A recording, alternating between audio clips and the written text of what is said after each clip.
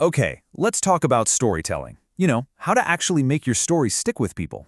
Well, there's a super simple framework that can turn any boring update into something people actually remember, and today, we're going to break it all down. Let's dive in. So, let me ask you something first. Have you ever been really excited to share a story? Maybe something that happened over the weekend or a big win at work, and you just see the other person's eyes kind of glaze over? Yeah, we've all been there. It's that super awkward moment where you realize, oh, this isn't landing at all. And you know what? This right here is usually the culprit. We end up stating facts instead of telling stories. I went to the gym and lifted weights. I mean, that's a report, not a story. It has zero energy, no movement. It starts in one place and ends in the exact same place. So let's actually put a name to this problem, because it's the real reason why most of our everyday stories just fail to connect. And a lot of us don't even realize we're doing it. We're going to call this the flatline story. Just like it says here, it's a story that has no change. And think about it. If the person listening feels exactly the same at the end of your story as they did at the beginning, what was the point? You've basically just wasted their time and their attention. And this is probably the single biggest mistake we all make in everyday storytelling.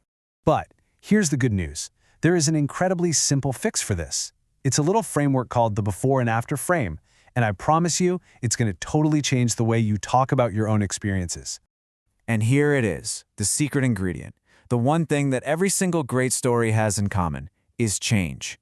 It's always about some kind of transformation. Doesn't matter if it's huge or really small. That is what our brains are fundamentally wired to pay attention to. And it's so easy to build this into your own stories. All you really need are 2 points. You've got the before, how things started, and then you've got the after, where things ended up. That gap, that journey between those 2 points, that is your story. All right, now to make sure this idea really sticks, let's look at a couple of quick analogies, because once you see it this way, you're going to start noticing this framework absolutely everywhere. Okay, just imagine for a second you're telling a story to a 5-year-old. If you say, I saw a caterpillar and it crawled on a leaf, they're going to get bored and fast, right? That's a flatline story. It's just a boring report. But what if you said, I saw this slow little green caterpillar, and then it grew these amazing wings and became a beautiful butterfly that just flew away. Now you've got them hooked. And why? Because the caterpillar changed. The transformation is the entire story. And here's how that works in a real-world example. So the boring version is, I tried a new recipe. The story version? Well, that's right there. See, the journey isn't actually about the pasta. It's about going from feeling terrified to feeling like a chef. That emotional change is what makes people connect to the story. I mean, this is the exact same reason why glow-up videos or those home renovation shows are so addictive to watch. All the power is in the contrast. The after only feels amazing because we saw the before. Without that starting point, the transformation just doesn't have any meaning. Okay, so you get the concept now, right? It's simple, but it's really powerful. Now, here comes the most important part, actually putting it into practice. So let's walk through exactly how you can start using this, today. And we're going to treat this like a video game. We'll do 3 levels. We'll start with easy mode, which you can use in your very next conversation. Then we'll level up to medium for a really common workplace situation. And finally, we'll tackle challenge mode for some truly powerful storytelling. All right, here's easy mode, the review.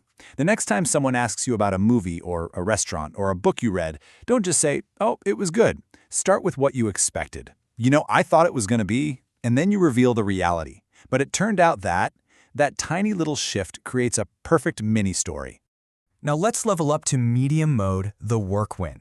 Instead of just saying, yeah, I finished a spreadsheet, you set the scene by starting with the struggle. The before is you feeling stuck and frustrated. The after is that feeling of relief and success when you found the solution. It makes your accomplishment sound so much more impressive. And finally, challenge mode, sharing a time when you changed your mind. Now, this is the most powerful way to use this frame, because it's not just about an external change, it's about an internal one. It shows vulnerability, it shows growth, and that is what really builds trust and a deep connection with people. So there you have it, the before and after frame. It's such a simple shift, but it turns a boring old report into a really memorable story. So I'll just leave you with this one question. What transformation are you going to share first?